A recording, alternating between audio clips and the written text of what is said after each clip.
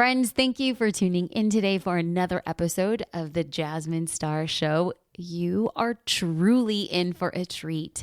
Have you ever had an experience that you are just so shocked it's actually happening that you can't even truly process how amazing it was until afterward?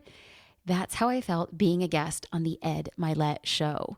Ed is an American entrepreneur and a peak performance expert, and his podcast has been one of my favorites for years. I listen to his inspiring interviews and his raw conversations every week because his interview style is the best combination of laid back, yet he's so interested. I could rave about Ed all day, but I don't want to make you wait any longer. Here is my interview on the Ed Mylett Show.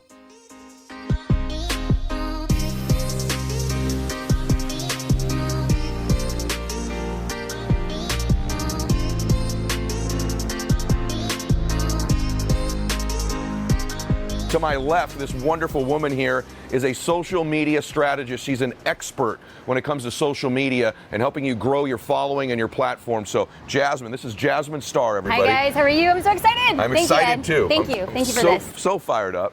And I was telling Jasmine that if our on-camera stuff is even half as good of what we've been talking about off-camera, this is going to change your life. We're going to bring it. We're going to bring it in. I mean, let's go. Let's get to the meat. Okay. Let's go. I love it. I love it. All right, let's do that now. Thank you. Let's talk a little bit about you first, because I think they have to have a context for this amazing following that you've already built, and I want them to know why you can help them so much. So I want to go all the way to kind of your adult life almost, right? Because like a lot of people watching this, Jasmine was kind of living a script and was chasing a dream, and that dream sort of ended, and she had the courage to make a transition to really chase her real passion, her real gift. And so you were in law school, right? I was. You were. And so you're chasing that. Was that like your goal, or was it like a family goal? I'm curious. Ed, I'm first generation Latina. My father is Mexican, my mother is Puerto Rican, and my father's an immigrant. And so he was basically trying to pursue the American dream. Yep, education. Education. Yeah. And they never once asked us to pursue education because they themselves never pursued education. My dad didn't learn how to read until he was 23 years old. Wow. So, I mean, they valued education because they looked at it as like a key, like a passport out of where we were in the hood, in the barrio. It was who we were. I'm still in love with how I was raised and the history that comes with it.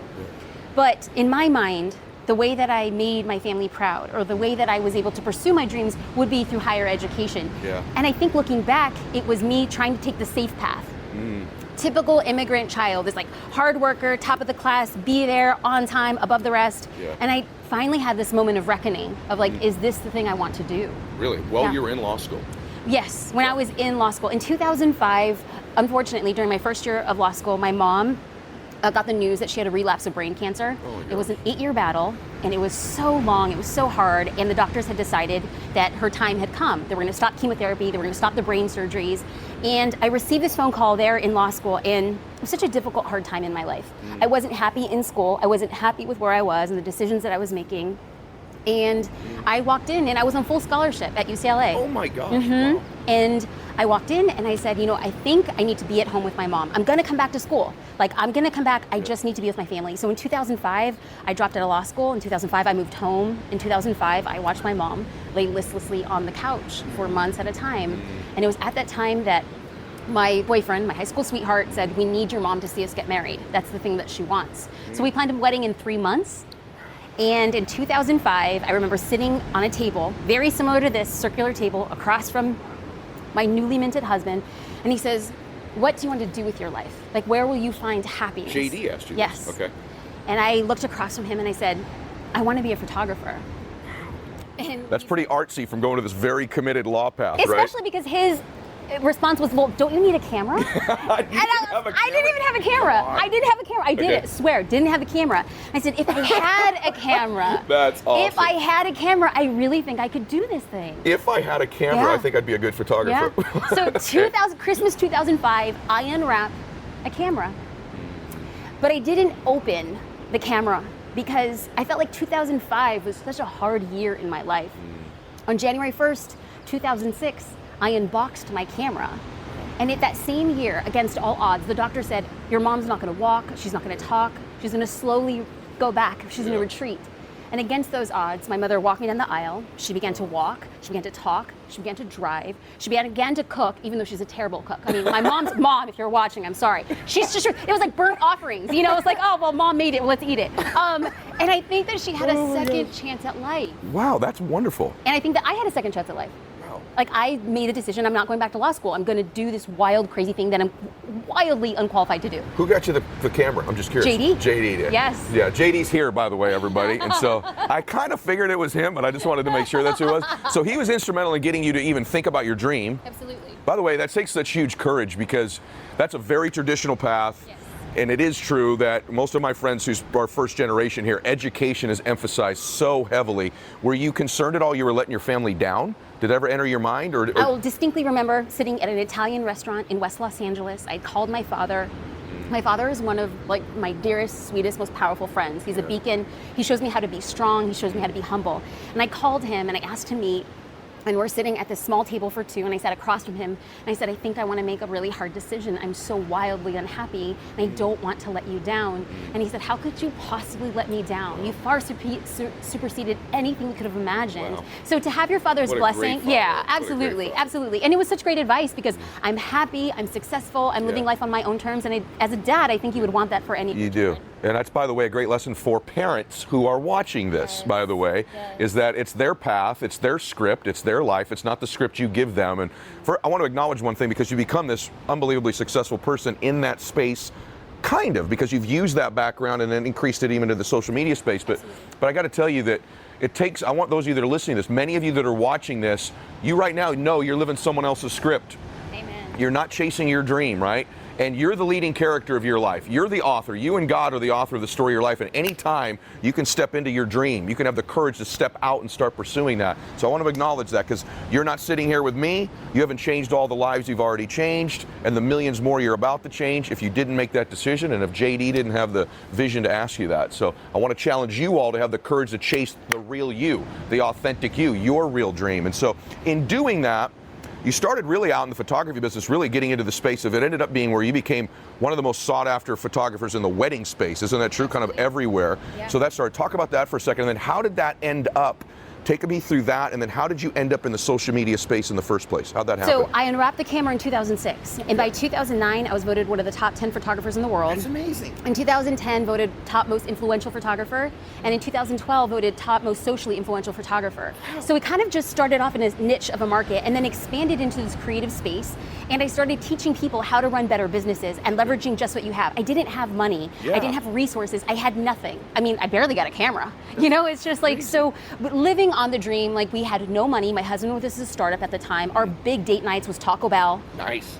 In front of the fireplace, like we were living the high life, and it was great and it was beautiful because you understand the grind and you understand the hustle, but you're so thankful for it. And that's what makes today so special, right? Absolutely, Sure. Absolutely. I don't pass by a Taco Bell without doing a sign of the cross. I'm like, yes, gone are those days. Thank you, God, thank you, It's God. funny. I had that with Taco Bell too, because my first office was on the roof of the Taco Bell. It was Oh, on the did you second smell floor. like refried beans Oh, for yeah. days? No, and I did. And I lived on, it's horrible. I lived on those burritos, but I literally had the same refill Mountain Dew cup for like 2 years because I was so broke. But, so Taco Bell, we're not Okay. advertising, it's like No. instrumental in both of our lives. This is kind of crazy here, right? Absolutely. So you become this, that's crazy. You unwrap a camera, and within 3 or 4 years, you're one of the most recognized photographers on earth. That's amazing, right? So how did you, I want to now segue into like, this lady is unbelievable about what we're about to talk about. So if you're in the space where you think, I want to learn to really grow my social media following, where do I begin? Because she said to me, I was the queen of having no resources. No money, no background, no anything. And she's turned this into, if you go to her Instagram page, which you should, we'll talk about that as we go, you're going to see this following she's built. But the first thing I noticed on your social media stuff, can we get into this stuff? Yes, let's get into the nitty-gritty. Because she wants to teach, and we're saying we're going to slay this for you today. So this is now, if you're driving, you're starting to take notes somehow by pulling over, right? Because here we go. Your page, the first thing I noticed about your page and your website, but we'll stay on the social media website stuff first, is it looks like you. In other words, it's a reflection of you. It's a beautiful page. And like when I see it, I see you. Just the colors, the layout of it, etc. Did you do that on purpose? And what advice would you give to somebody about just starting out on social media with the look of their page or what they should post, anything like that? Is that done on purpose for you? Absolutely. Okay. There was a point in time, like if anybody's interested and wants to verify, maybe I need somebody to testify. Okay. Somebody can go back to my Instagram feed in 2014. Okay. By 2014, I was always already an internationally recognized photographer. I had built a brand. I was sought after. I was working with magazines. So basically at the top of this photography game. Yeah. But my Instagram looked like a 5-year-old was running it. Really? Okay. It was a hot mess. It had no vision. And in 2015, I saw other people using it for their business. I saw other people making money. And I thought to myself, I'm in the position to, and I have no idea how to get started. So I just took a step back and I understood. I started looking at other accounts that I found admirable. And I noticed that, number one, they showed up consistently. Okay, what do you mean by that? They post consistently? Yes. Okay. They're on like anytime you want to grow a platform, any social platform, you must make the commitment to say, this is how often I'm going to show up. I recommend at minimum once a day. Okay, is that different? Let's get granular here. Yeah. Is that different based on the platform? In other words, if you're on Facebook or Instagram, is it the same apply to you? At minimum, once a day. At minimum on either one once a day? I would say on both of them. Okay. I'm every day, I'm on Twitter, Instagram, and Facebook. Okay. I am most active on Facebook, even though my audience is most engaging on Instagram. Got it. Trying to figure out, like with every algorithm change, you have to treat the platform as if you're going on a new date with somebody. Yeah, like, how are you doing? Let me see, how is Yes. this changing for us? Yes. And so I think it's really important for me to create content on a consistent basis. Okay. And with Instagram, engagement matters the most. Okay. So it's like by you showing up every day, you're basically creating a little template for yourself. When your audience responds, you say, oh, let me double down on these types of posts. Okay. When they don't respond, this is a very clear indication that they want to see less of that from you. So instead of us being so tethered to this idea as like, I'm a real estate agent, I must show houses. I'm a real estate agent, I show keys opening a door. Yeah. It's like, but when you post photos of you walking through the house or you delivering champagne to new homeowners and that gets a ton of interaction, show the champagne to the homeowner. Wow, how powerful is that? You just taught me something because I seem to, even on my, thank you. I hope everybody caught that because I make that mistake myself. It's like, I kind of have these posts that I know everybody should like. Yes. And they don't. Right. And I keep creating the same one thinking, and every single time it's the same genre, the same look, or the same thing. Ed, the market has spoken, homie. But it's so true though. Like, I'm glad you're saying that. Like, the market will speak to you. This is huge, right? Yes. So you're watching what the market indicates. That's powerful. Is your content the same on each platform?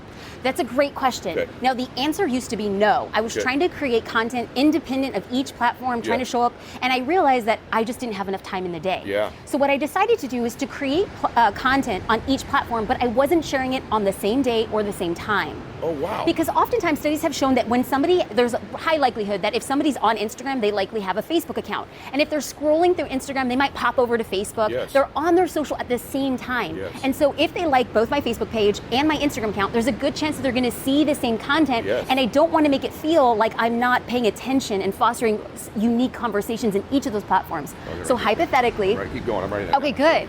Yeah. If I post like a post on Tuesday morning on Instagram, I might post that same post on Thursday night on Facebook. Okay. I might post it on Wednesday afternoon on Twitter. I'm just trying to regurgitate the content, but making sure that it's specific. Now, I'm just gonna go off and like jive a little. Give it. Riff.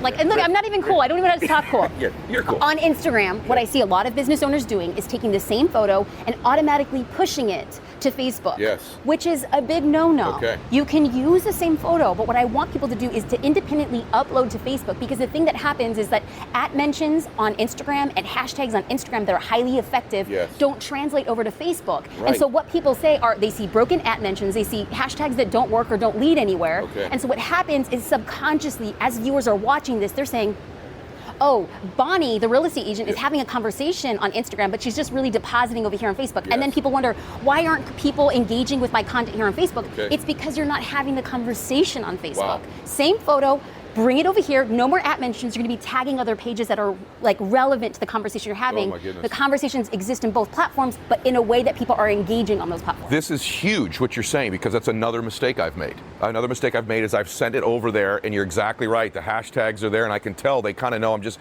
dumping over to Facebook sometimes. But I did notice on Twitter, you're banging on Twitter. You're not pushing over your Instagram photos to Twitter. You're doing independent uploads. I watched. Well, here's why I don't, by the way. So I was doing that. What she's referring to is I used to just send my Instagram post over to Twitter, and I read your blog. Maybe. Shut up! No, I did. I read your blog. Ed, If you get go, out. no, it's true. If you look, I'm pretending like I'm hearing this for the first time, but the truth is, I've made the mistake on Facebook, but on Twitter, I learned from your blog. I'm like, wow, like she's exactly right. I'm just dumping. My Twitter followers started to figure out like, what's the point of following him on here? And so, exactly. You're so. This is so good, so good. Okay, talk about the hashtag thing for a second. Yes. How do I know if I'm on Instagram, let's say, what hashtags? You did a blog on this that I thought was just. By the way, let me step back.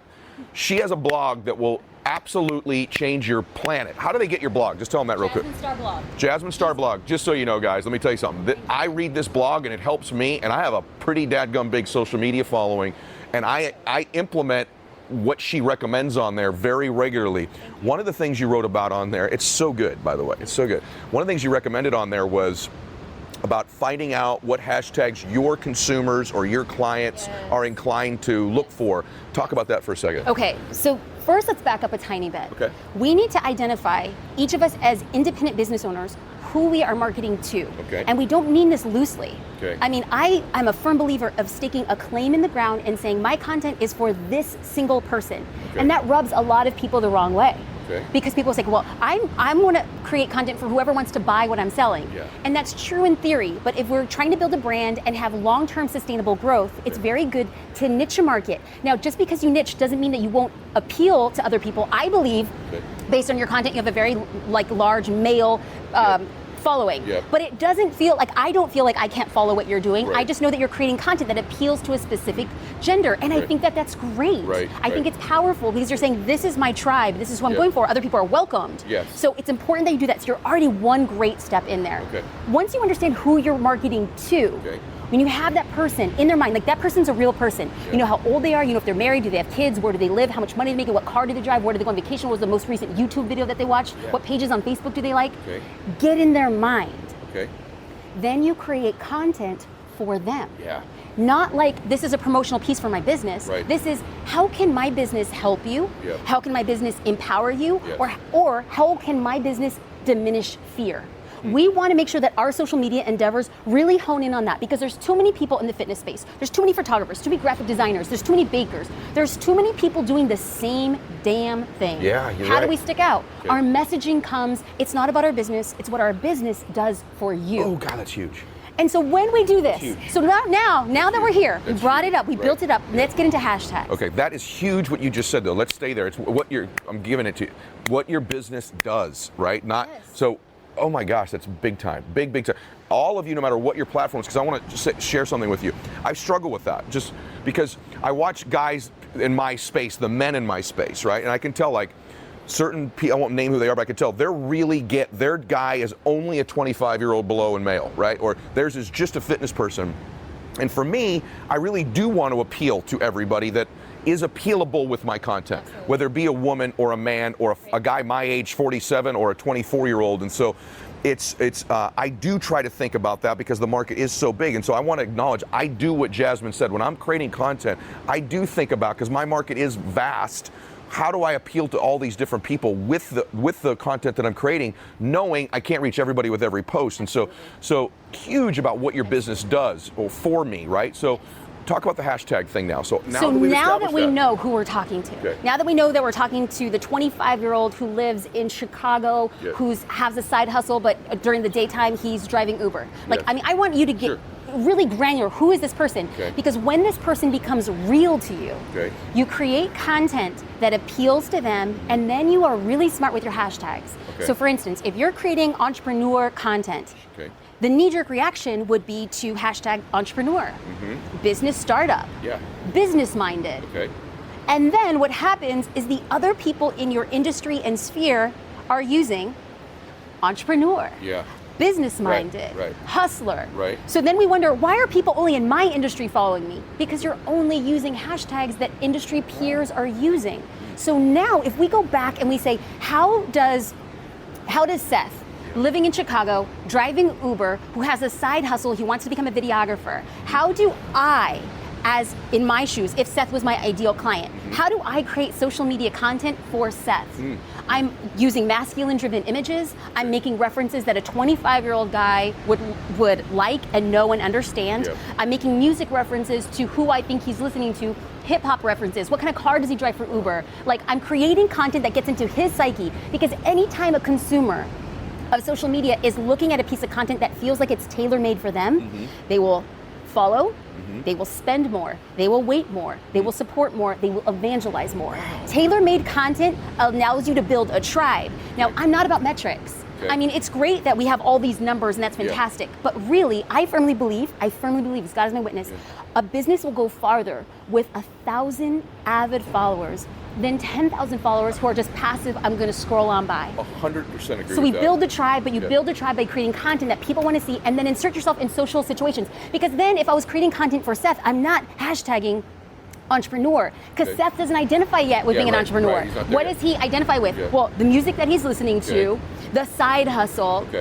If he listens to podcasts like Ed Mylett, I might be hashtagging your podcast, Exactly. so that when he's like, oh, this podcast, how does Jasmine's information come here? Who is this person?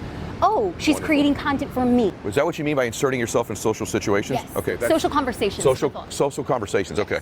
And so this is huge. How do you feel about this? Is the best stuff we've covered on here about this topic by far, and it's learning for me, like educating for me. How do you feel about? Thank you, by the way, because these people are getting huge value out of this.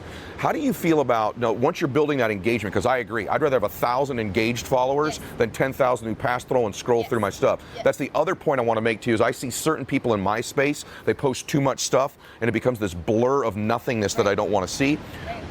How do you feel about engaging with your followers? So, do you recommend people reply to comments? Do you recommend they like comments? Do you recommend they engage on other people's pages whom are in a similar genre? How do you feel about that? Ed, let's talk. Okay. We're gonna get into tactical stuff. Okay. And what I'm gonna say is, as the audience is watching and listening, I want them to understand that I know and I feel and I trust that I'm going to ruffle some feathers. I know that I'm going to make people uncomfortable. I know I'm going to piss some people off. Avoid the shutdown right now. I want people to be open. Instead of poking holes at the things that I'm saying, I want you to avoid the ways to make reasons why you can't do it, and find reasons that you will. Okay. So people say, I don't have enough time.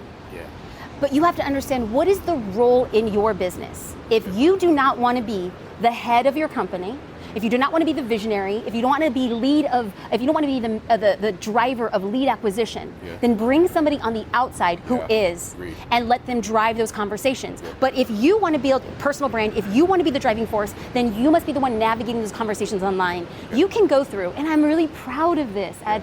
I respond to the best of my darn ability to every DM, to every comment. I know you do, because we come from this, we understand the value of saying, I see you. The fact that you took 10 seconds to write this for me, I'm going to respond back to you. It's not scalable, but the unscalable builds a team of evangelists who become ride or die in what you're doing. 1,000% agree with you. I love what you said about I see you, because that's really what I feel like I'm doing. It isn't scalable to a point. I'm at a point now where we've been discussing, like, how many more can I do? And I get a couple thousand a day, right? But I'm blown away by people who only get 25 a day or 40 a day who don't engage with their groups. It's like, it's incredible. So one way to engage is that. And by the way, I want to also say this to you. This is why you want to get involved with this. This is just we're just scratching the surface here. One thing about content too, a lot of you struggle with having enough of the photos to post. You can't post every picture just of you. There's got to be stuff that makes a statement. And Jasmine, and I say this because I so believe it'll serve many of you. You have a business where they could get access to content that you help create, true? Yes. Can you tell them this isn't a commercial, guys. She didn't even want to talk about this. I told Ed, I'm like, Ed, no pitches, Ed, let's keep it clean. And he's like, no. I want you to know that part of you growing your following may be, for some of you, accessing some of what she can offer you this way. So tell them a little bit about that. So the inception, it's called Social Curator. Social Curator. The inception of this idea was that I had my tribe, and I would teach people, this is how you show up, this is what you say, this is how you engage. And I even brought a videography team into my house and say, this is how I create it, this is how you do it, now go and do. And the three main things that I heard again and again from thousands of people. Jasmine, I don't have enough time. I don't know what to say. And I don't have photos. And so I thought to myself, is there a way that I can create a service? Okay. I have business owners, and on the first of every month, they get 30 stock photos. Okay. They get 15 caption templates, so that when those times that you're like, I don't know what to say, I don't know how to talk about my business, Right. I can't find the right words, I have swipe copy. Fill in the blanks, talk about your business. I guide you through that. And every single month, we tackle one small piece of social media. Great. How to use Instagram stories for your business, how to revive your Facebook page, how to run your first Instagram ad. Wow. Every single month, you're just getting a small piece of content so you know, this is how I'm showing up, this is what I'm doing. I love this. Like, just so you know, that's such a nominal cost. When you have someone who does that full time for you, I think it's a value add for all of you that are listening to this too. So I wanted to make sure they got in the middle of the podcast, not towards the end where you might miss it. Okay, so stay with us. So a couple other things I want to say that I noticed that you're an expert at, and that is, so not only do people struggle with having the photo, they struggle with the caption. Yes. So Andy Frisella, who's one of my best friends and has built a monster following, and is actually my partner in some group stuff we're doing together that you know, some mentoring and masterminding we're doing. But Andy's been teaching me over time, well, the reason one of my followings grows is how important the caption is, Yes. right? Like, he believes the caption is actually more important than the actual photo in many cases. And so can you talk to them about how do they know what to caption? How do you caption when you make a post? What can they think about we that? go back, this is the inception of like marketing and sales. Like we go back, this is like hearkening like Mad Men days, right? Okay. This is Madison Avenue in its rarest form. Is that we are all now copywriters.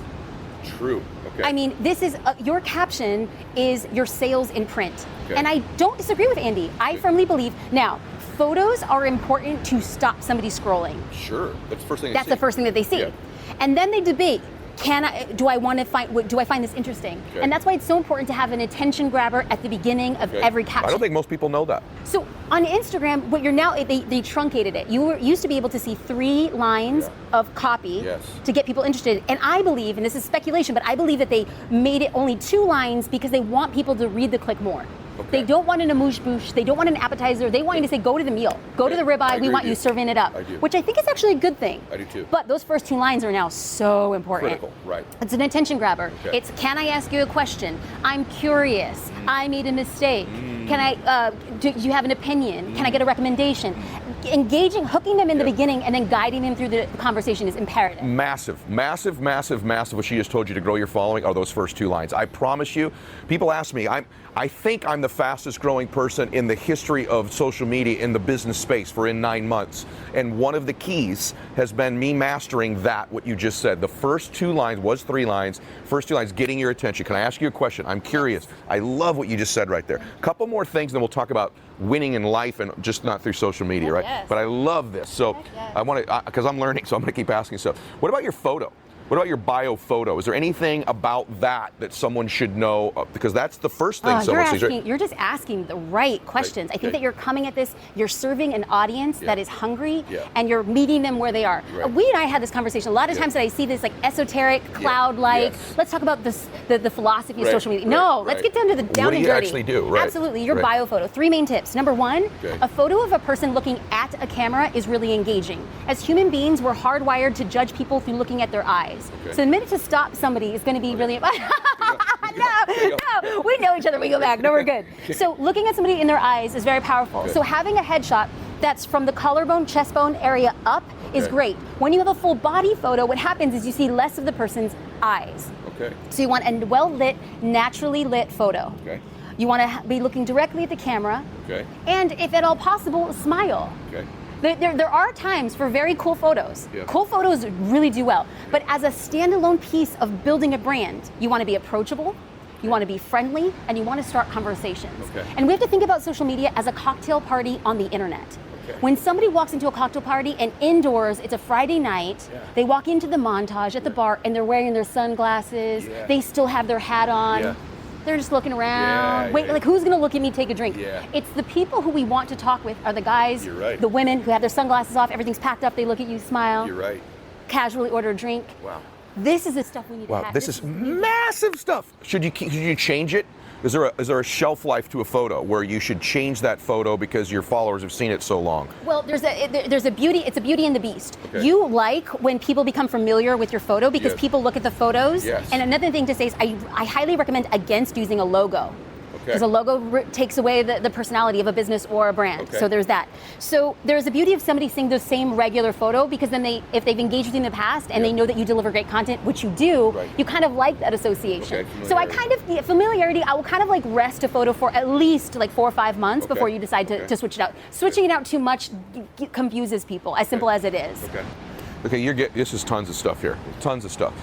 Anything else you would tell somebody who's getting into the social media space or is in it now, and you'd say, listen, if you're going to make this work, you need to do X or Y? Would it be, create content that, I always tell people, the content better reflect you. Yes. But it better not be, you're not doing somebody else. Like, it's got to be authentic. They have to think it's the real you. But is there something else you would tell them as we turn the page off of social? We'll go into life here in a minute. But anything else you would add to them about social media, the way they post, anything of that nature? Any advice? I would talk about creating value-driven content. Because let's say I sell shoes, and you sell shoes, and you sell shoes, and you sell shoes, and you sell shoes. We're all selling shoes. Right.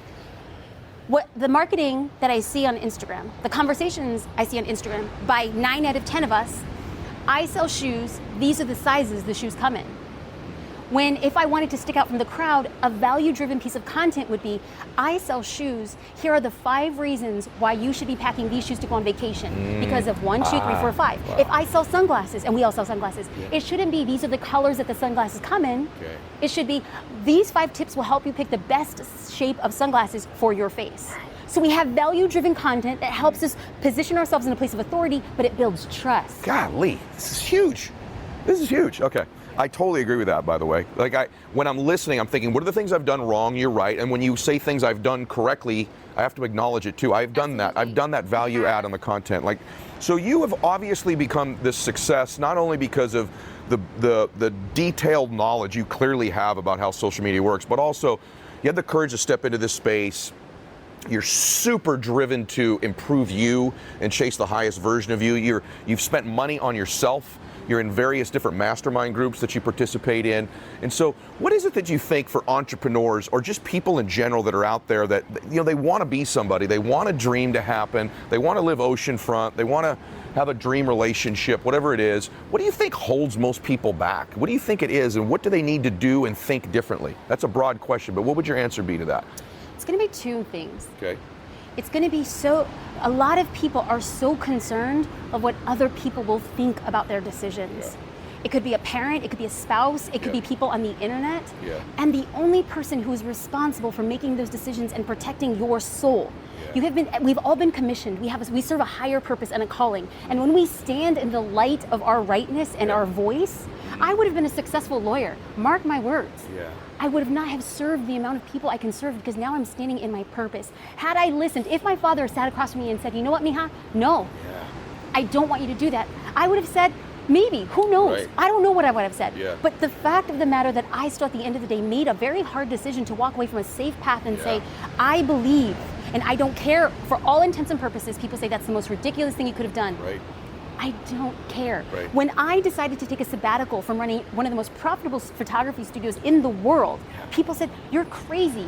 And I said, I see something else on the horizon. I'm intended to be serving more people. I'm intended not just to be serving creatives, but entrepreneurs, people who want to live their best version by way of pursuing their dream business. That's my life calling. I don't care what all of you have to say. I'm doing my thing. I love that. Secondly, is belief in self.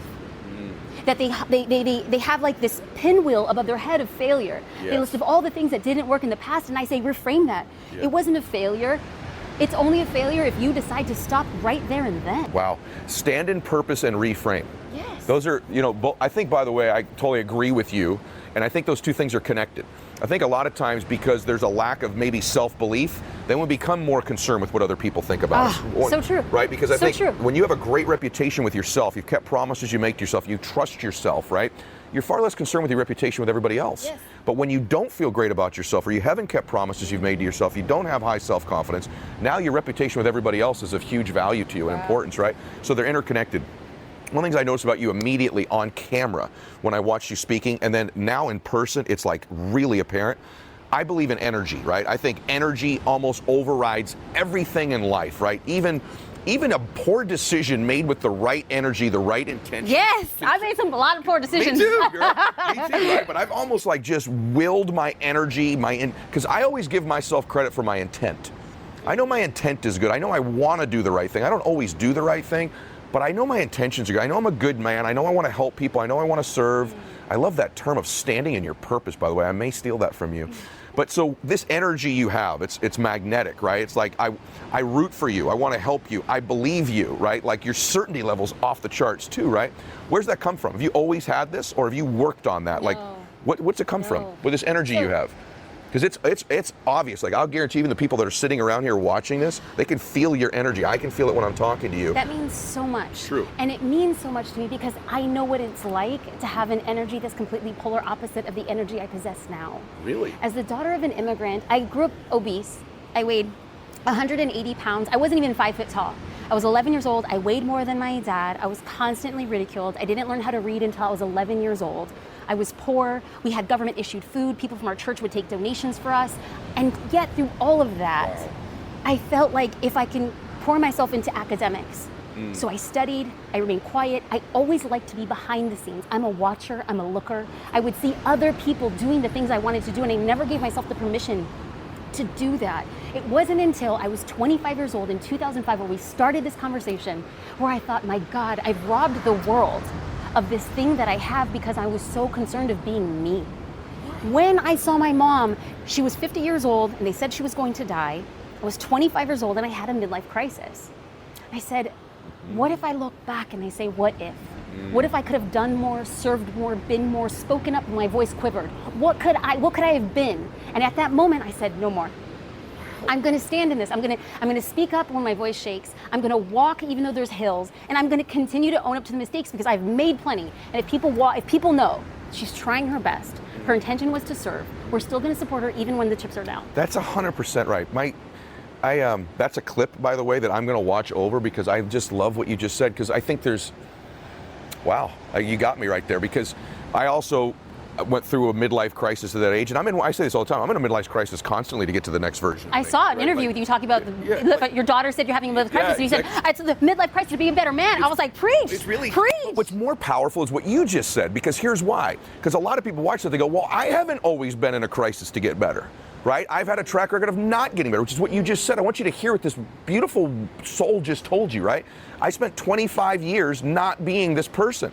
So I think sometimes people listen to me like, well, he's just got this track record of getting better. So it was like this momentum. You're like, no, I didn't have that.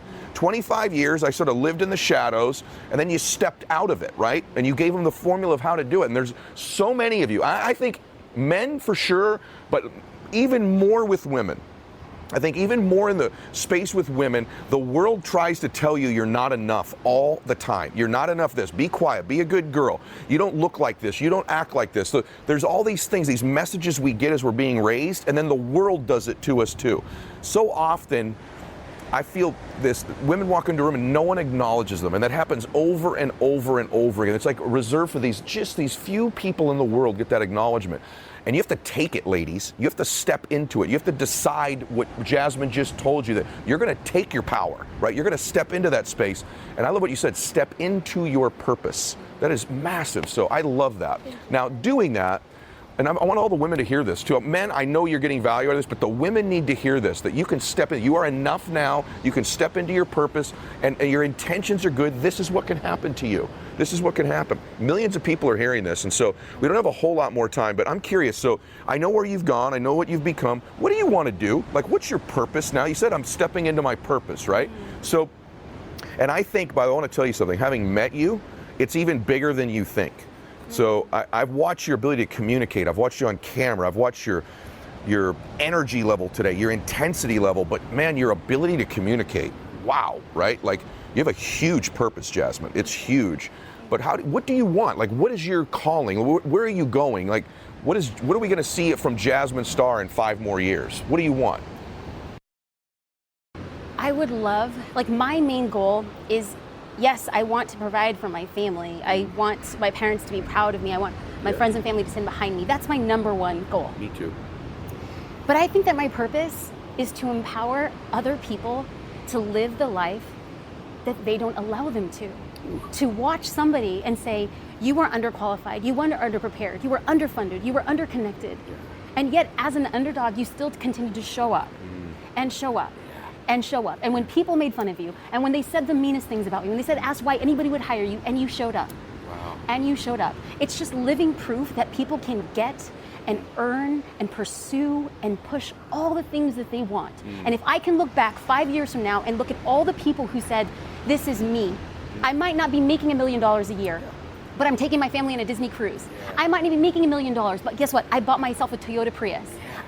All of those things are success barometers to them if I am allowing you to live your version of success. Not the yachts and the houses. Those are beautiful and that's fine and that's wonderful. But if your version of success is to leave work every day at 3 p.m. so that you can serve dinner and eat dinner with your family and pick up your son from soccer and you're living the life, good for you. If I can look back, I will say I have lived in my purpose and I will find a way to monetize on the back end. I have food on my table. And my dad, we were raised in a very spiritual house. My dad's a pastor and he said, beans and rice and Jesus Christ. If you have those things, you're okay. And I'll say, Daddy, I got a little bit more than beans and rice, but thank you. No, that is so awesome. That's because that's a real perspective, right? Like that's actually true. And I think so often when you watch these shows, I love what you just said because it seems like we think everyone's dream is these huge material things, but oftentimes it's just like I'd like to have my Saturdays free, or I'd like to coach my son's little league team, or all these different things. And that's your calling now. Let's go get it. Let's have the courage to go get it. I want to help you help people because I think you're amazing. I think you're amazing. Today's conversation, you can tell I'm fired up. Like this was beautiful for me. And so you can tell from listening to her, there's no question in my mind that you know this is a soul who wants to help you. But not only does she want to, does she have the energy, does she have the story, but she's got the strategies, man. She's got the track record. And so how do they find you just before we go? Where do they go find you, at least on the internet somewhere? What's the best place to find you? On the internet, jasminestar.com, in an all social Jasmine Star. Okay, Jasmine Star. You all got that, right? I want to tell you something. I really am grateful for today because unlike a lot of programs out there, I try to do it where people get real, tangible things they can go use. There are several pages of notes someone who was listening to this took today, thanks to you. And then on top of that, you inspired them, right? Like, because you're inspiring. Not just the words you said, but you're inspiring. Your story's inspiring. Your being is. And so really grateful. And I have to say, I met you today. I walked into your house, and the thing that I felt was that you were like a magnet. Thank you. You were a magnet, and not only does that make you special when you share your magneticism with other people, when you share your platforms and you invite people for the greater purpose. Thank you. Oh. It's not lost on me, homie. I'm so happy to be here. Thank you. Thank you so much. Thank you. It was wonderful. So everybody, I want to challenge you. If you do me just one favor, I bring you these unbelievable people and this unbelievable knowledge for nothing. It's for free. I just ask you that whatever platform you're watching this on, if you'd review it so it moves up the rankings. I want more people around the globe to see this. And if you're on one of those other platforms, make a comment or something as well. So God bless you, everybody. Jasmine, thank you. Max out, everyone. I hope y'all enjoyed that episode as much as I did. We really went deep, and I think that's my favorite part of this interview. Ed is such an amazing person to talk to, and I feel so blessed to know him. If you want to listen to his podcast, you can find it anywhere you listen to your podcast under The Ed Mylett Show. Speaking of listening to podcasts, if you enjoy this one, can you do me a tiny, teeny favor and head over to the Apple Podcast search icon? There you can find the Jasmine Star Show, and it would mean the world to me for you to write a review. Your reviews help this show get discovered by more amazing business owners just like you. I'm obsessed with the community of hustlers we are building, and I can't grow it without you. So y'all know that I don't ask without giving in return. After you go to iTunes and leave your review, you can head on over to jasminestar.com/podcast review to access an exclusive training I did with my mentor, James Wedmore, entitled How to Raise Your Prices Without Losing Customers. I am telling you, friend, if you enjoyed this interview with Ed, you will love James's class full of practical tips and mind-blowing pricing strategies. So leave a review and then go to jasminestar.com/podcast review and say goodbye to underpriced packages and hello, baby, to products packed with value. Again, thank you for tuning in to the Jasmine Star Show. Have a great week, and I look forward to chatting with you again soon.